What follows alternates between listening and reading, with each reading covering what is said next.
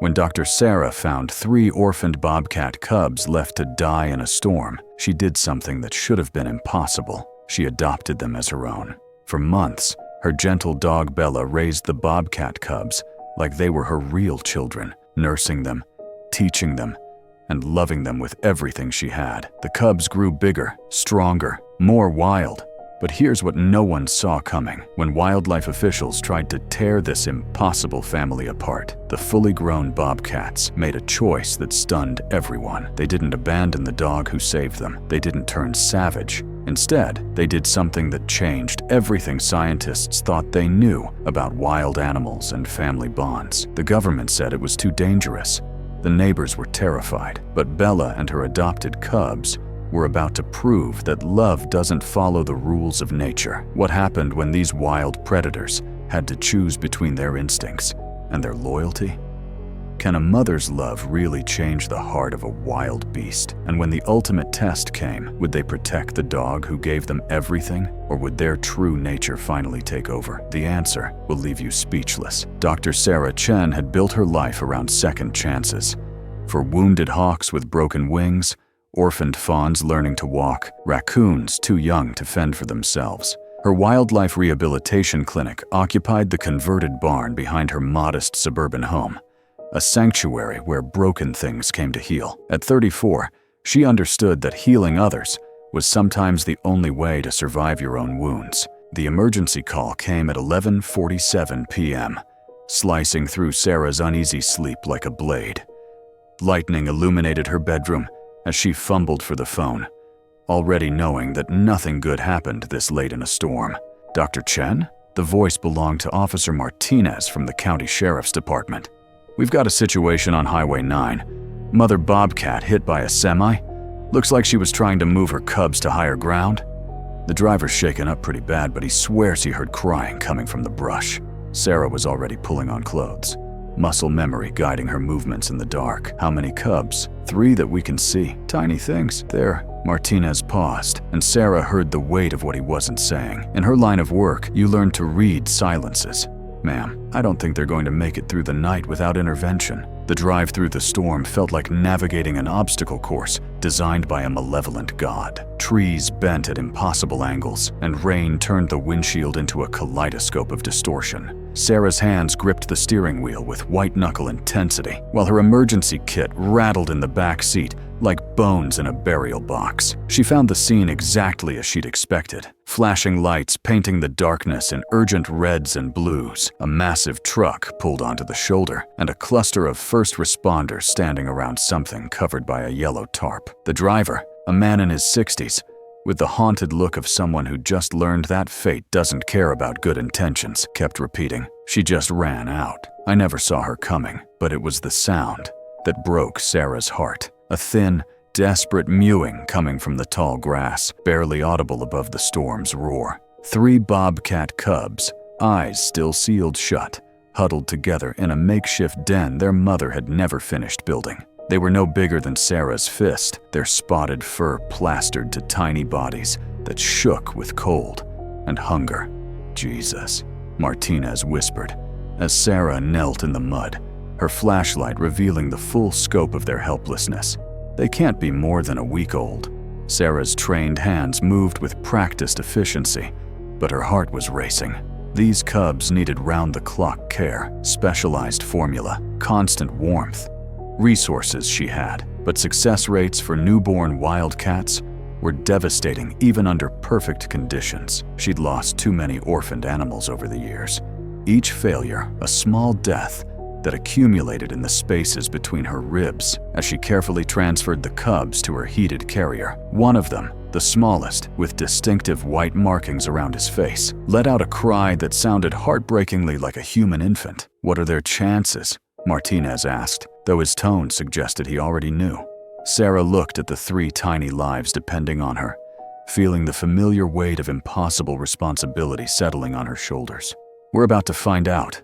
The first 72 hours blurred together in a haze of 2-hour feeding schedules, temperature monitoring, and the constant fear that accompanies caring for something impossibly fragile. Sarah had converted her guest bedroom into a makeshift nursery, complete with heating lamps, incubators, and the specialized equipment that turned hope into science. Emma, her daughter, named them within the first day. Scout for the smallest with his distinctive white facial markings, Rusty for the one with the richest coat, and Pip for the middle cub who seemed to peep constantly, as if narrating his own survival story. At 8, Emma possessed the unshakable faith that naming something meant you got to keep it. "They're getting stronger," she announced on the third morning, pressed against the nursery window like a sentinel guarding treasure. "Look how Scout's trying to lift his head." Sarah nodded, though her professional eye caught details Emma missed. The way Scout lagged behind his siblings in weight gain, how Rusty's breathing still seemed labored, the fact that all 3 cubs would need specialized care for months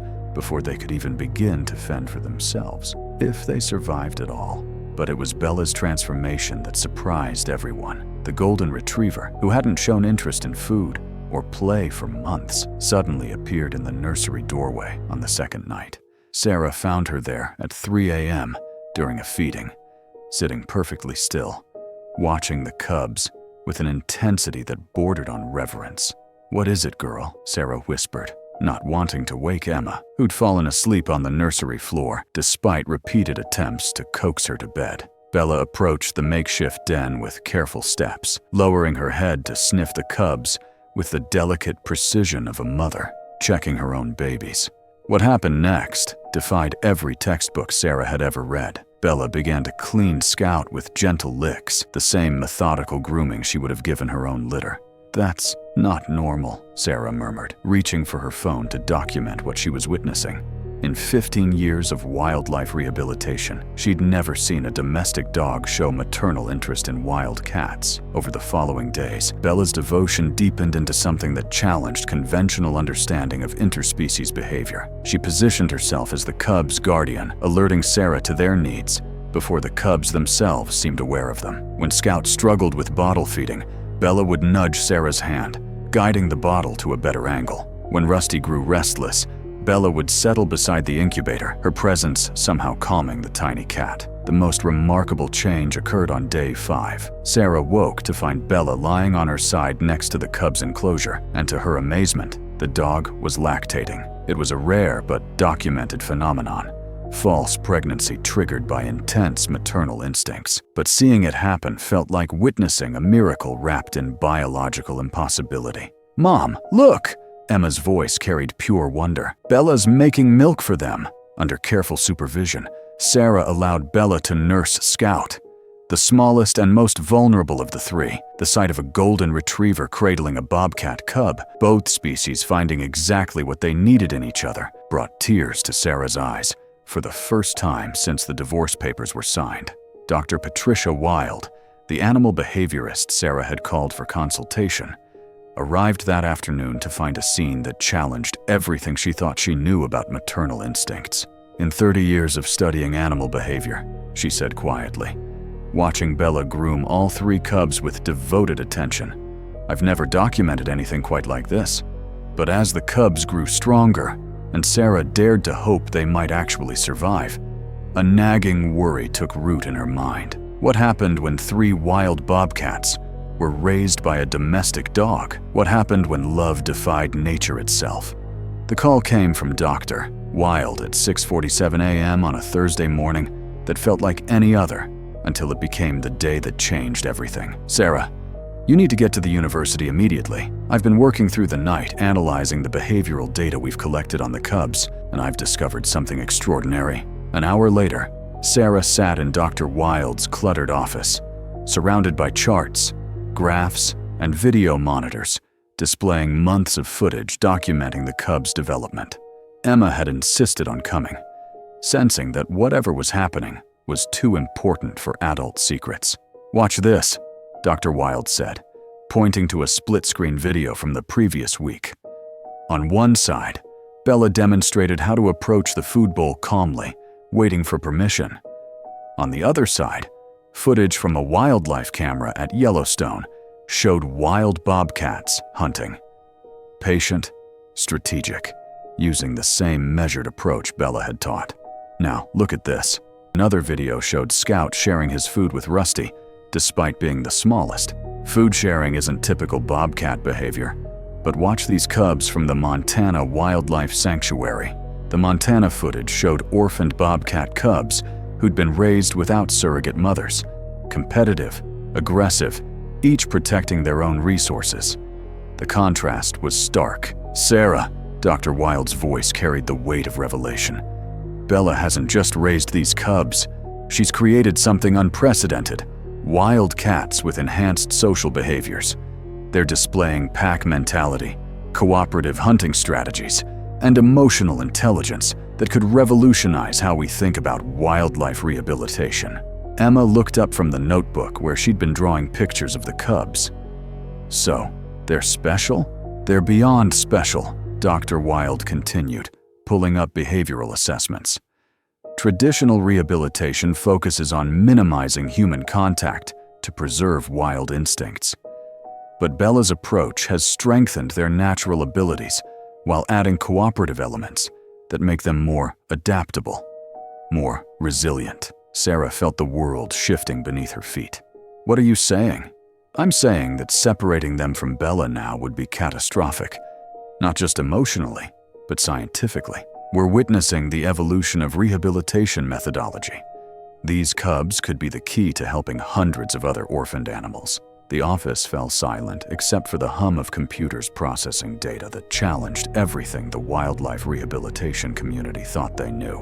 "There's more, Doctor," Wild said quietly. "I've been in contact with the Wilderness Conservation Institute in Colorado. They're offering to create the first ever cross-species maternal care program. They want you to head it, Sarah. All of you. You, Bella, and the cubs." Emma's pencil stopped moving. "You mean we'd all stay together? More than that, you'd be pioneers. Bella would become the model for a new approach to wildlife care, and the cubs would be ambassadors for their species while living in a natural habitat designed specifically for this kind of integrated care."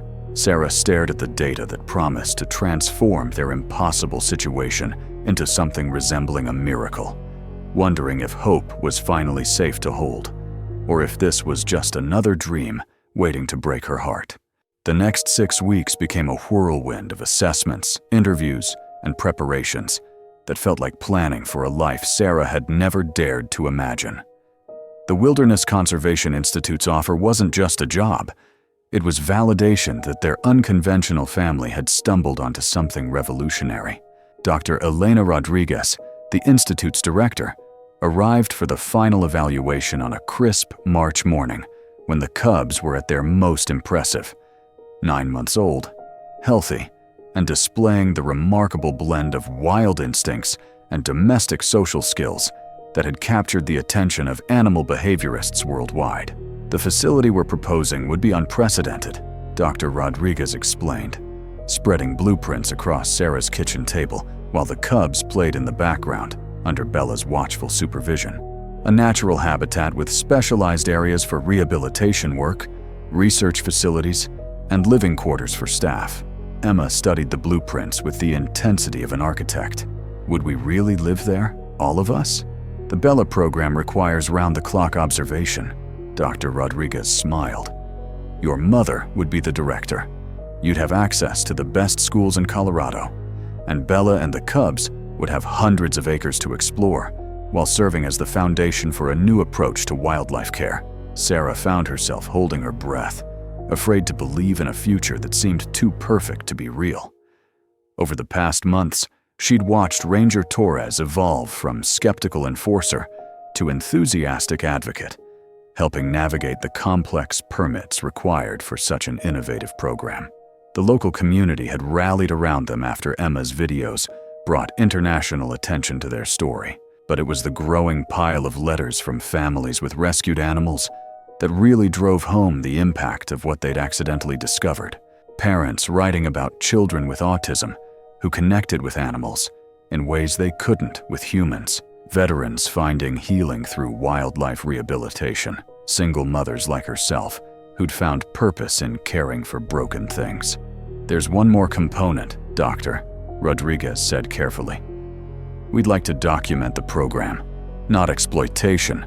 Educational content that shows how innovative approaches to animal care can heal both the animals and the people who care for them." Sarah looked around her kitchen. At Emma bent over homework while Scout napped against her leg. At Bella grooming Pip with the patient devotion that had started everything. At Rusty positioned by the window like a guardian, watching for threats that would never come. This house had been a sanctuary for healing, but it had also been a place of limitation. The cubs were growing too large for suburban life, and Bella deserved to fulfill her calling on a scale that matched her extraordinary gift. When would we need to decide? Sarah asked, though her heart had already made the choice. The facility breaks ground this summer. We'd need you in Colorado by September to oversee the final construction phases and begin transitioning the cubs to their new environment. Emma looked up from her homework, her expression carrying the weight of 8-year-old wisdom. Mom, I think Bella's been waiting her whole life for something like this. Sarah realized her daughter was right. They all had been. Climax moving day arrived with the bittersweet weight of endings that become beginnings. Sarah stood in the empty nursery, where she'd first watched Bella adopt 3 orphaned bobcats, feeling the ghost echoes of 3 a.m. feedings, and whispered prayers that tiny hearts would keep beating through another night. The house felt hollow without the sound of cubs playing, but outside, a specialized transport vehicle waited to carry their family to Colorado, and a future that seemed too remarkable to be real. You ready for this, girl? Sarah asked Bella, who sat calmly beside the carriers that held Scout, Rusty, and Pip. The cubs were tranquilized for the journey, but Bella seemed to understand that this transition was different from the threats they'd faced before. This was movement towards something better. Emma emerged from her bedroom carrying a backpack and the well-worn notebook where she documented their story from the beginning. I wrote a letter to leave for the next family who moves in, she announced, so they know about the miracles that happened here. The drive to Colorado took 2 days, with stops at veterinary facilities along the way to monitor the cubs and ensure their stress levels remained manageable. Sarah found herself marveling at how routine the extraordinary had become. Traveling across state lines with a golden retriever and 3 bobcats felt like the most natural thing in the world. The Wilderness Conservation Institute exceeded every photograph and blueprint they'd studied. Nestled in a valley surrounded by protected forest, the facility offered 300 acres of natural habitat, state-of-the-art medical facilities, and living quarters that felt more like a mountain retreat than institutional housing.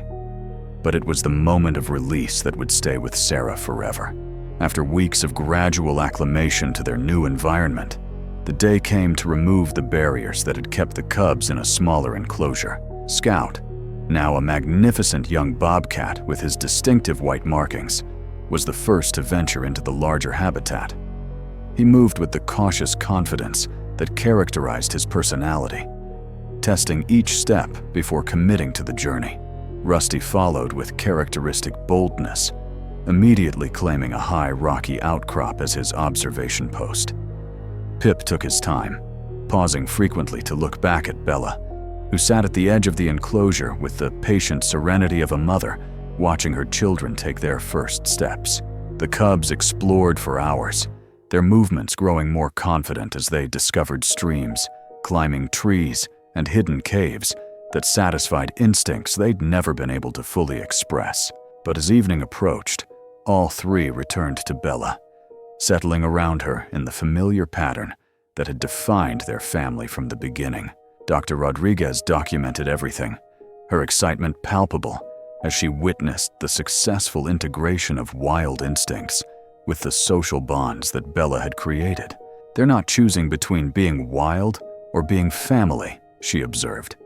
They're proving that the two can coexist beautifully. That night, Sarah sat on the porch of their new home, watching her impossible family settle into their impossible life, finally understanding that some dreams are too important to remain impossible,